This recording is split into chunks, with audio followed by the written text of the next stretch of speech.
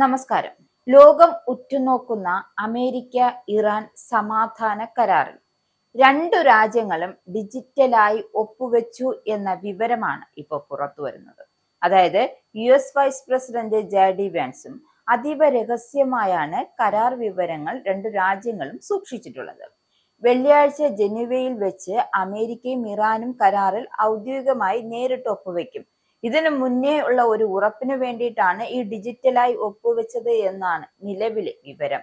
അതായത് അതുവരെ ധാരണയുടെ കൂടുതൽ വിശദാംശങ്ങൾ രഹസ്യമാക്കി വെക്കാനാണ് രണ്ടു രാജ്യങ്ങളും തീരുമാനിച്ചിരിക്കുന്നത്. US ഉണ്ടാക്കിയ ഈ ധാരണ ഒരു അന്തിമ സമാധാന കരാർ അല്ല എന്നും ഇറാൻ പറയുന്നുണ്ട്. എന്തായാലും ഹോർമൂസ് കടലിടുക്ക് പൂർണ്ണമായും തുറന്നു നൽകുന്ന കാര്യത്തിൽ ഇപ്പോഴും ചില അവ്യക്തതകൾ നിലനിൽക്കുന്നുണ്ട്. മാത്രമല്ല, ഇറാൻ സമ്പുഷ്ടീകരിച്ച യുറേനിയം ശേഖരം, ആണവ നിയന്ത്രണങ്ങൾ, അമേരിക്കൻ ഉപരോധങ്ങൾ ഘട്ടം ഘട്ടമായി പിൻവലിക്കുന്ന രീതി തുടങ്ങിയ നിർണായക വിഷയങ്ങളിൽ രണ്ടു രാജ്യങ്ങളും തമ്മിൽ ഇപ്പോഴും പൂർണ്ണമായ സമവായത്തിൽ എത്തിയിട്ടില്ല എന്നതാണ് റിപ്പോർട്ട്. ഈ തർക്ക വിഷയങ്ങളിൽ വ്യക്തത വരുത്തുന്നതിനു വേണ്ടി വരും ദിവസങ്ങളിൽ ഇരുപക്ഷവും തമ്മിൽ തുടർ ചർച്ചകൾ നടത്തുമെന്നാണ് റിപ്പോർട്ട്. അതിനിടെ G7 ഉച്ചകോടിയിൽ പങ്കെടുക്കുന്നതിനു വേണ്ടി അമേരിക്കൻ പ്രസിഡന്റ് ഡൊണാൾഡ് ട്രംപ് ഫ്രാൻസിലെത്തിയിരുന്നു. സന്ദർശനത്തിന്റെ ഭാഗമായി ഫ്രഞ്ച് പ്രസിഡന്റ് ഇമ്മാനുവൽ മാക്രോണുമായി അദ്ദേഹം കൂടിക്കാഴ്ച നടത്തുകയും ചെയ്തു.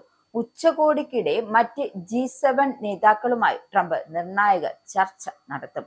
ഇന്ത്യൻ പ്രധാനമന്ത്രി നരേന്ദ്രമോദിയുമായും കൂടിക്കാഴ്ച നടത്തുമെന്ന് വൈറ്റ് ഹൗസ് സ്ഥിരീകരിച്ചിട്ടുണ്ട്. അതായത് മോദി ട്രംപ് കൂടിക്കാഴ്ച ബുധനാഴ്ച വൈകുന്നേരം 6:30 ആയിരിക്കും എന്നാണ് നിലവിലെ വിവരം. തർക്ക വിഷയങ്ങളിൽ രണ്ടു രാജ്യങ്ങളും തമ്മിലുള്ള വ്യാപാര കരാറിലും മോദിയും ട്രംപും ചർച്ച നടത്തിയേക്കാനുള്ള സാധ്യത മുന്നിൽ തെളിയുന്നുണ്ട്. വിവിധ വിഷയങ്ങളിൽ ഇരു രാജ്യങ്ങളും തമ്മിൽ അകൽച്ച നിലനിൽക്കെയാണ് 16 മാസത്തിനു ശേഷം മോദിയും ട്രംപും കൂടിക്കാഴ്ച നടത്താൻ പോകുന്നത്. ഇന്ത്യ അമേരിക്ക വ്യാപാര കരാർ, അമേരിക്കയുടെ തീരുവ നയം, H-1B വിസ നിയന്ത്രണം, ഊർജ സുരക്ഷ, പശ്ചിമേഷ്യയിലെ സംഘർഷാവസ്ഥ, ഇന്ത്യൻ നാവികർക്കു നേരെയുള്ള ആക്രമണം, ഇത് ഉൾപ്പെടെയുള്ള കാര്യങ്ങൾ ചർച്ചയായേക്കാം എന്നാണ് വിലയിരുത്തൽ. പശ്ചിമേഷ്യയിലെ സ്ഥിതിഗതിയും നേതാക്കൾ വിലയിരുത്തുന്നുണ്ട്. മേഖലയിൽ സമാധാനം പുനഃസ്ഥാപിക്കേണ്ടതിന്റെ ആവശ്യകതയും ആഗോള എണ്ണ വിതരണ ശൃംഖലയെ ബാധിക്കുന്ന പ്രത്യാഘാതങ്ങളും ഇന്ത്യയുടെ ആശങ്കയായി മോദി മുന്നോട്ട് വെക്കാനിടയുണ്ട്. സമീപകാലത്ത് തീരുവ തർക്കവും റഷ്യൻ എണ്ണ വാങ്ങലുമായി ബന്ധപ്പെട്ട അഭിപ്രായ ഭിന്നതകളും ഉണ്ടായിരുന്നു എങ്കിലും ഇരു രാജ്യങ്ങളും വ്യാപാര കരാറിലേക്ക് നീങ്ങും എന്നതാണ് പ്രതീക്ഷ. ഓപ്പറേഷൻ സിന്ദൂറിനു ശേഷം സംഘർഷം അവസാനിപ്പിക്കാൻ താനാണ് ഇടപെടൽ നടത്തി എന്ന് ട്രംപ് പലകുറി അവകാശവാദം ഉന്നയിച്ചിരുന്നു. ഈ കാര്യങ്ങളിലെല്ലാം മോദി എന്ത് നിലപാട് അറിയിക്കും എന്നത് പ്രധാനമാണ്. വിഷയം പ്രതിപക്ഷം വലിയ രാഷ്ട്രീയ ആയുധമാക്കിയിരുന്നു.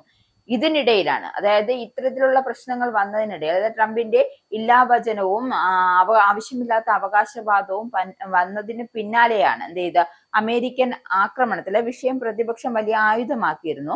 ഇതിനിടയിലാണ് അമേരിക്കൻ ആക്രമണത്തിൽ 3 ഇന്ത്യൻ നാവികർ കൊല്ലപ്പെട്ടു.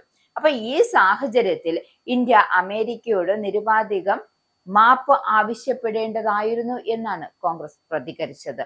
എന്തായാലും കീഴടങ്ങിയ മോദി വീണ്ടും നിശബ്ദത തുടരുകയാണ് എന്നാണ് പ്രതിപക്ഷ നേതാവ് രാഹുൽ ഗാന്ധിയുടെ വിമർശനം. എന്തായാലും വിദേശകാര്യ സെക്രട്ടറി മാർക്കോ റൂബിയോയും തമ്മിലുള്ള, അതായത് എസ് ജയശങ്കറും അമേരിക്കൻ വിദേശകാര്യ സെക്രട്ടറി മാർക്കോ റൂബിയോയും തമ്മിലുള്ള ടെലിഫോൺ സംഭാഷണത്തിന് ശേഷം അമേരിക്കൻ പ്രസ്താവന പുറത്തു വന്നിരുന്നു.